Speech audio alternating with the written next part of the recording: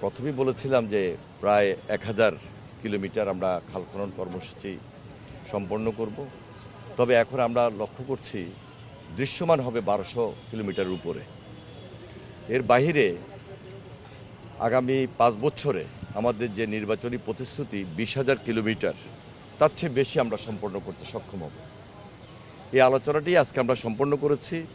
আপনারা জানেন যে খাল খনন কর্মসূচি এটা একটা আন্দোলন, এটা একটা বিপ্লব। প্রেসিডেন্ট জিয়াউর রহমান সাহেব তার জীবদ্দশায় কর্মসূচি স্বেচ্ছাশ্রমের ভিত্তিতে তখন করেছিলেন।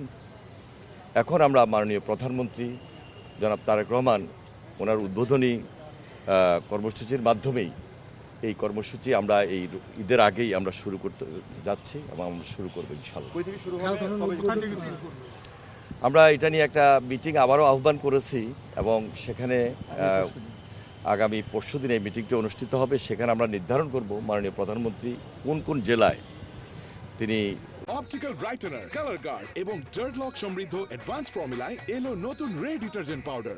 উদ্বোধনী অনুষ্ঠানে থাকবেন, তিনি ইন প্রেজেন্স উপস্থিত থাকবেন এবং আমরা আশা করতেছি যে দিনাজপুরে একটা খাল খননের মধ্য দিয়ে ওনার এই কর্মসূচি শুরু হবে এবং অ্যাট এ টাইম আমাদের বিভিন্ন জেলায় যারা সংসদ সদস্যবৃন্দ রয়েছেন, মাননীয় মন্ত্রী মহোদয়রা রয়েছেন, সবাই মিলে আমরা সবাই স্বতঃস্ফূর্তভাবে এই কর্মসূচির উদ্বোধন করবো ইনশাআল্লাহ। সব কিছু আমাদের হাতে আছে। আমরা চেষ্টা করছি যে দৃশ্যমান কাজগুলো নিয়ে যখন মাঠে উপস্থিত হব এবং এগুলা বাস্তবায়ন করার ক্ষেত্রে স্বাভাবিক কারণেই দীর্ঘদিনের প্রতিবন্ধকতা, দীর্ঘদিনের বাধা বিপত্তি, অনেক জায়গায় বর্জ্য আবর্জনা সেখানে স্তূপ হয়ে আছে, অনেক জায়গায় বাড়িঘর উঠে গেছে, অনেক জায়গায় দোকানপাট উঠে গেছে। আইন অনুযায়ী যেটা নিষ্পত্তি করার মাধ্যমে এই খাল খনন প্রক্রিয়াকে ত্বরান্বিত করা যায় সেই দিকে আমরা বিশেষ নজর রাখবো। খাল কাটার পর তো আবার আগের অবস্থায় চলে যায় অল্প কিছুদিনের মধ্যে, এবার কি করবে? কাটার পরে এখন তার আগের সরকার নাই, এখন যেহেতু নতুন সরকার এবং জনগণের সরকার, আমাদের দায়িত্ববোধ থেকে আমরা এই কাজগুলোকে সমন্বয় করার জন্য সাধারণ মানুষের সুবিধা কিভাবে দেওয়া যায় সেই দিকে আমরা বিশেষ নজর দিচ্ছি।